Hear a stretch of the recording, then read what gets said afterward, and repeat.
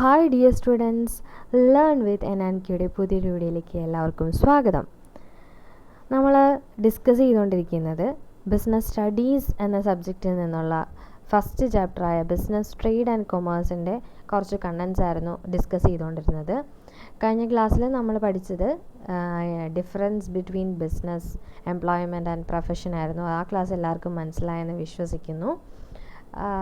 ക്ലാസ്സിലേക്ക് പോകുന്നതിന് മുന്നേ പറഞ്ഞോട്ടെ, എല്ലാവർക്കും ഈ വീഡിയോസ് കാണുന്ന കുട്ടികൾക്ക് നമ്മുടെ വീഡിയോസ് മനസ്സിലാകുന്നുണ്ട്, ഇഷ്ടമാകുന്നുണ്ടെങ്കിൽ പ്ലീസ് സബ്സ്ക്രൈബ് അവർ ചാനൽ. അതേപോലെ തന്നെ ലൈക്ക് ചെയ്യണം, കമൻറ്റും ചെയ്യേണ്ടതാണ്. സോ നമ്മൾ ഇന്നത്തെ ക്ലാസ്സിൽ ഡിസ്കസ് ചെയ്യുന്നത് ക്യാരക്ടറിസ്റ്റിക്സ് അല്ലെങ്കിൽ ഫീച്ചേഴ്സ് എന്ന് വേണമെങ്കിൽ ഒരു ക്വസ്റ്റ്യൻ ആയിട്ട് വരാം.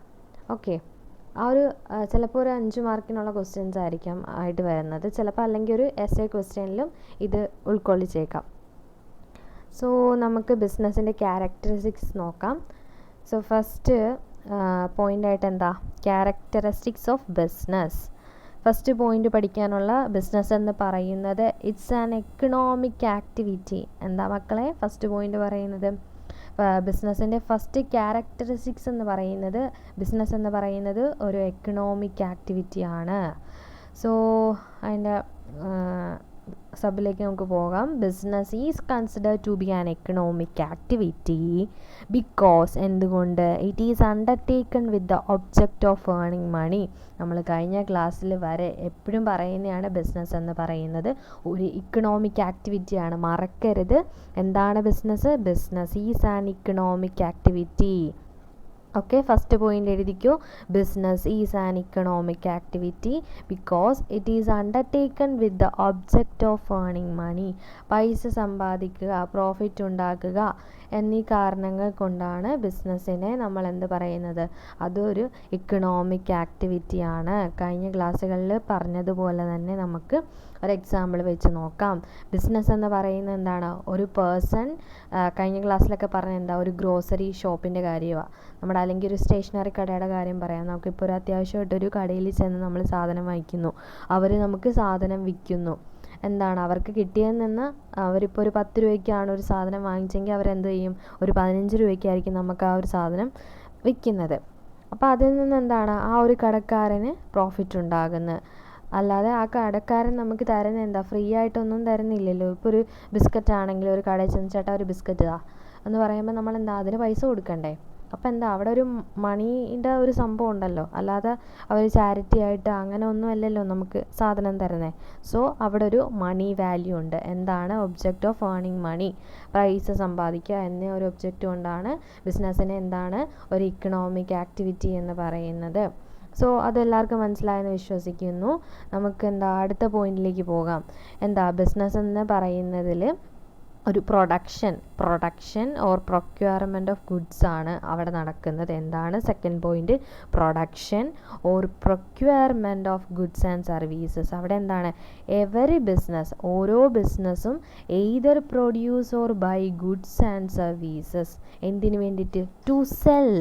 കണ്ട, എവറി ബിസിനസ് എയ്തർ, ഒന്നെങ്കിൽ അവർ പ്രൊഡ്യൂസ് ചെയ്യും അല്ലെങ്കിൽ വാങ്ങിക്കും. Buy goods, either produce or buy goods and services. ഒന്നെങ്കിൽ സാധനങ്ങളോ സേവനങ്ങളോ ഉണ്ടാക്കുന്നതായിരിക്കാം, അവർ പ്രൊഡ്യൂസ് ചെയ്യുന്നതായിരിക്കാം, അല്ലെങ്കിൽ അവർ വാങ്ങിക്കുന്നതായിരിക്കാം. എന്തിനു വേണ്ടിയിട്ട്? To sell. അവിടെ എന്താ, അവർ വിൽക്കാൻ വേണ്ടിയിട്ടാണ് അത് വാങ്ങിക്കുന്നതും ഉണ്ടാക്കുന്നതും. Okay, such as daily use items like sugar, notebooks, pen, etc. അല്ലെങ്കിൽ ഇപ്പോൾ സർവീസസ് ആയിക്കോട്ടെ, ബാങ്കിങ്, ട്രാൻസ്പോർട്ടേഷൻ, ഇൻഷുറൻസ്, ഈ പറഞ്ഞ കാര്യങ്ങളൊക്കെ എന്താണ്, അവർ ഒന്നെങ്കിൽ വാങ്ങിക്കുകയോ അല്ലെങ്കിൽ അവർ സ്വയമേ മാനുഫാക്ചർ ചെയ്യുന്നതായിരിക്കാം. സപ്പോസ് ഇപ്പോൾ ഒരു ബേക്കറിയിൽ, ഒരു എക്സാമ്പിൾ വെച്ച് പറയാം, ഒരു ബേക്കറിയിൽ അവരെന്താണ് ബ്രെഡ് ഉണ്ടാക്കുന്നുണ്ട്, കേക്കൊക്കെ ഉണ്ടാക്കുന്നുണ്ട്. എന്നിട്ട് എന്താണ്, അത് അവർ നമുക്ക് വിൽക്കുന്നില്ലേ, സെല് ചെയ്യുന്നുണ്ടല്ലോ കസ്റ്റമേഴ്സിന്. അപ്പോൾ എന്താ, ആ ഒരു ബിസിനസ്, ബേക്കറി എൻഗേജ്ഡ് ആകുന്ന എന്തിലാണ്? Production of goods. അതേപോലെ തന്നെ എന്താ, ഒരു സ്റ്റേഷനറി കടക്കാരൻ, നമ്മൾ നേരത്തെ പറഞ്ഞ പോലെ ആ സ്റ്റേഷനറി കടക്കാരൻ അല്ലെങ്കിൽ ഒരു ഗ്രോസറി ഷോപ്പ് നടത്തുന്ന ആൾക്കാരെന്താ, നമുക്ക് സാധനങ്ങൾ വിൽക്കുവാണ്. എന്താണ് അവർ മറ്റുള്ളവരിൽ നിന്നും സാധനങ്ങൾ വാങ്ങിച്ചിട്ട്, ഹോൾസെയിലറിൽ നിന്നും സാധനങ്ങൾ വാങ്ങിച്ചിട്ട് റീറ്റെയിലായിട്ടുള്ള കസ്റ്റമേഴ്സിന്, ഇപ്പോൾ ഒരു കുട്ടിക്ക് ഒരു പെൻസിൽ വേണം, ആ കുട്ടി എന്ത് ചെയ്യും, സ്റ്റേഷനറി ഷോപ്പിലോ അല്ലെങ്കിൽ ബുക്ക്ലെറ്റ് ആയിട്ടുള്ള ബുക്ക് പെൻസിലൊക്കെ പ്രൊവൈഡ് ചെയ്യുന്ന കടകളുണ്ടല്ലോ, അവിടെ പോയിട്ട് ചോദിക്കും ഒരു പേന തരാൻ. അപ്പോൾ എന്ത് ചെയ്യും, അവർ ഹോൾസെയിലേഴ്സിൻ്റെ കയ്യിൽ നിന്ന് വാങ്ങിച്ചിട്ട് നമ്മളെപ്പോലെയുള്ള കസ്റ്റമേഴ്സിന് തരുന്നു. സോ അവിടെ എന്താ നടക്കുന്നത്, പ്രൊഡക്ഷൻ, ഒന്നെങ്കിൽ അവരത് പ്രൊഡ്യൂസ് ചെയ്യും. നമ്മൾ ആദ്യമേ പറഞ്ഞല്ലോ, ബ്രെഡൊക്കെ എന്താണ് അവർ പ്രൊഡ്യൂസ് ചെയ്യുവാണ്. ഇപ്പം എന്താ, പ്രൊക്യൂർമെൻറ്റ്. ഈ പേനയൊക്കെ വിൽക്കുന്ന ആൾക്കാരുണ്ടല്ലോ, അവരെന്താ അത് വാങ്ങിക്കുമോ, ഹോൾസെയിലറിൻ്റെ കയ്യിൽ നിന്ന് പ്രൊക്യൂർ ചെയ്യുക, അതിനെയാണ് പറയുന്നത് എന്താണ്, പ്രൊക്യൂർമെൻ്റ് എന്ന്. സോ ഫസ്റ്റ് ടോപ്പിക് നമ്മുടെ ഇതെന്ന് പറയുന്നത് ബിസിനസ് എന്ന് പറയുന്ന ഒരു എക്കണോമിക് ആക്ടിവിറ്റിയാണ്. രണ്ടാമത്തെ, ബിസിനസ്സിൽ എന്തൊക്കെയുണ്ട്, പ്രൊഡക്ഷൻ അല്ലെങ്കിൽ procurement of goods and services. Okay, ഇനി നെക്സ്റ്റ് പോയിന്റിലേക്ക് പോകാം. സോ നെക്സ്റ്റ് പോയിന്റ് എന്ന് പറയുന്നത് സിമിലർ. ഫസ്റ്റിൽ സെക്കൻഡ് പോയിന്റിൽ നമ്മൾ എന്താ പറഞ്ഞത്, പ്രൊഡക്ഷൻ അല്ലെങ്കിൽ പ്രൊക്യൂർമെൻറ്റ്. ഇനി മൂന്നാമത്തെ എന്ന് പറയുമ്പോൾ കണക്ട് ചെയ്ത് പഠിക്കാം. അടുത്തെന്താ, പ്രൊഡ്യൂസ് ചെയ്ത് പ്രൊക്യൂർ ചെയ്ത് കഴിയുമ്പോൾ എന്ത് ചെയ്യും, അവർ വിൽക്കും. Sale or exchange of goods and services. വാങ്ങിച്ചു എന്നിട്ട് എന്ത് ചെയ്തു, വിറ്റു. അത്രേ ഉള്ളൂ, simple. Business must involves sale, transfer or exchange of goods and services directly or indirectly. എന്താണ്, ബിസിനസ്സിൽ സെയിൽ നടക്കുന്നു, അവർ വാങ്ങിച്ച സാധനങ്ങൾ വിൽക്കുന്നു. സ്റ്റേഷനറി ഷോപ്പിൽ നിന്നും ഹോൾസെയിലേഴ്സിൻ്റെ കയ്യിൽ നിന്നും ഒരു കടക്കാരൻ ആ സാധനം വാങ്ങിച്ചിട്ട് നമ്മളെപ്പോലെയുള്ള റീറ്റെയിൽ ഷോപ്പിൽ ഒന്നെങ്കിൽ വിൽക്കുന്നു, അല്ലെങ്കിൽ നമ്മളെപ്പോലെയുള്ള ആൾക്കാർക്ക് അവർ ഇൻഡിവിജ്വൽസിന് അല്ലെങ്കിൽ കസ്റ്റമേഴ്സിന് വിൽക്കുന്നു. അവിടെ എന്താ നടക്കുന്നത്, സെയിലാണ് നടക്കുന്നത്. ഓക്കെ, അല്ലെങ്കിൽ ഇപ്പോൾ എന്താണ്, ഒരു ഫർണിച്ചർ ഷോപ്പ് നടത്തുന്ന അയാൾ ഒരു ഫർണിച്ചർ ഉണ്ടാക്കിയെന്ന് വെച്ചോ, എന്നിട്ട് അയാൾ എന്താണ്, ഒരു ബിസിനസ്സായിട്ട് കുറേ സാധനങ്ങൾ കസ്റ്റമേഴ്സിന് വിൽക്കുന്നു ഉണ്ടെങ്കിൽ അത് ബിസിനസ്സായിട്ട് കൺസിഡർ ചെയ്യാം. പക്ഷേ എന്നാൽ അയാൾ ഒരു ഫർണിച്ചർ ഉണ്ടാക്കിയിട്ട് ഒരാൾക്ക് മാത്രമാണ് കൊടുക്കുന്നതെങ്കിൽ അതിനെ ബിസിനസ് എന്ന് പറയാൻ നമുക്ക് പറ്റില്ല.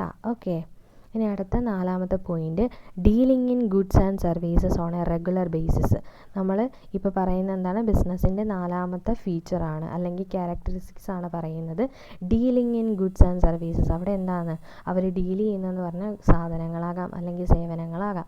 സേവനങ്ങളാകുമ്പോൾ എന്താ, ബാങ്കിങ്, ഇൻഷുറൻസ്, അങ്ങനെയുള്ള സാധനങ്ങൾ, അങ്ങനെയുള്ള ഇത് പ്രൊവൈഡ് ചെയ്യുവാണ്. സോ അതിൻ്റെ ഇത് പറയുന്നതെന്ന് വെച്ച് കഴിഞ്ഞാൽ, business means regular buying or selling of goods or services. One single transaction of sale or purchase does not constitute business. Okay, അതായത് അതിൽ നിന്ന് പറയുന്നതെന്ന് വെച്ച് കഴിഞ്ഞാൽ ക്ലിയർ ആക്കി തരാം.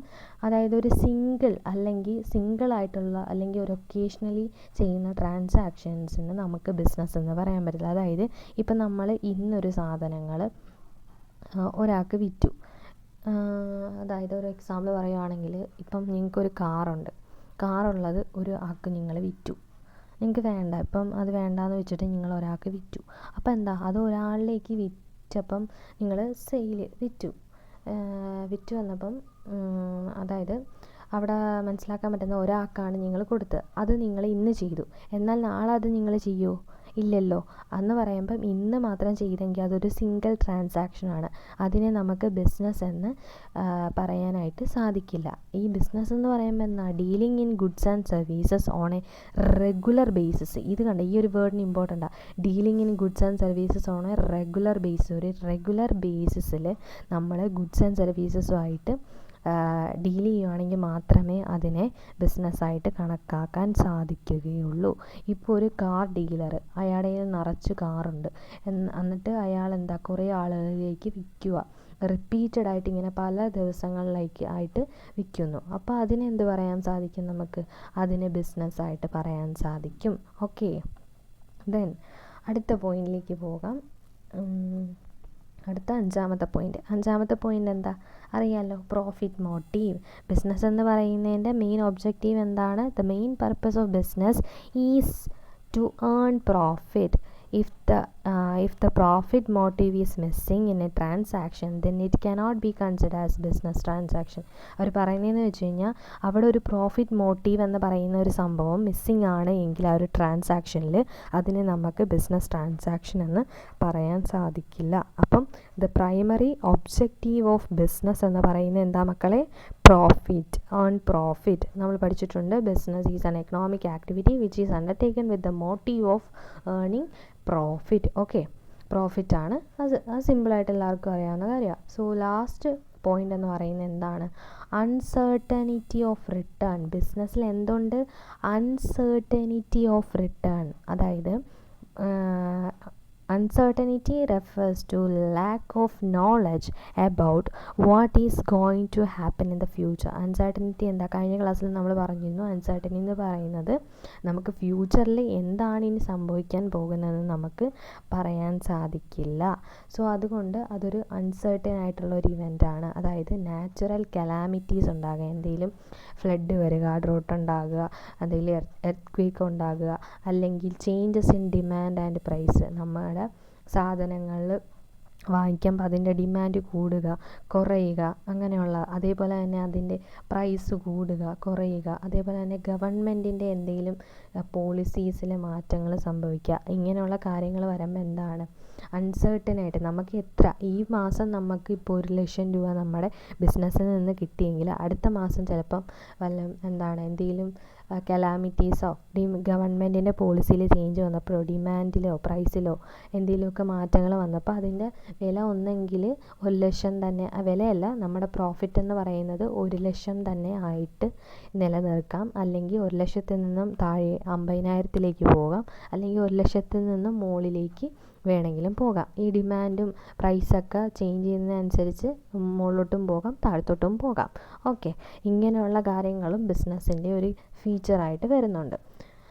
സോ നമ്മളിന്ന് പഠിച്ചത് ക്യാരക്ടറിസ്റ്റിക്സ് ഓഫ് ബിസിനസ് ആയിരുന്നു. അതിൻ്റെ ഫസ്റ്റ് പോയിൻ്റ് എന്ന് പറഞ്ഞാൽ എന്തുവായിരുന്നു? Business is an economic activity. രണ്ടാമത്തെ പോയിൻ്റ് എന്താ? ബിസിനസ്സിൽ പ്രൊഡക്ഷൻ ഉണ്ടാകും, അല്ലെങ്കിൽ procurement of goods and services ആണ്. മൂന്നാമത്തെ പോയിൻ്റ് എന്താ? Sale or exchange of goods and services. അതിൽ പറയുന്നത് വാങ്ങിച്ചിട്ട് എന്ത് ചെയ്യും? അവരത് വിൽക്കും.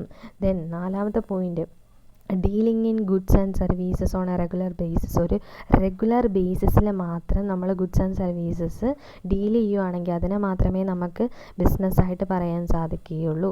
അടുത്ത പോയിൻ്റ്, അഞ്ചാമത്തെ point, the profit motive. Business എന്ന് പറയുമ്പോൾ എന്താണ്? അവിടെ ഒരു പ്രോഫിറ്റ് എന്നൊരു മോട്ടീവ് ഉണ്ടെങ്കിൽ മാത്രമേ അതൊരു ബിസിനസ് ട്രാൻസാക്ഷനായിട്ട് മാറത്തുള്ളൂ.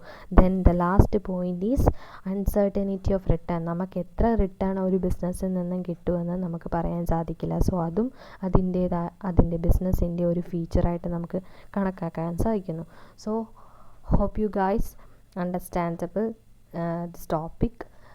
എല്ലാവർക്കും നമ്മുടെ ഇന്നത്തെ ഈ ഒരു സെഷനിലേക്ക് കേട്ടതിന് thank you so much for listening this class. എല്ലാവർക്കും മനസ്സിലായിട്ടുണ്ടെന്ന് വിശ്വസിക്കുന്നു. ക്ലാസ് ഇഷ്ടമായെങ്കിൽ വീണ്ടും പറയുന്നു, ലൈക്ക് ചെയ്യുക, ഷെയർ ചെയ്യുക, സബ്സ്ക്രൈബ് ചെയ്യുക. So thank you.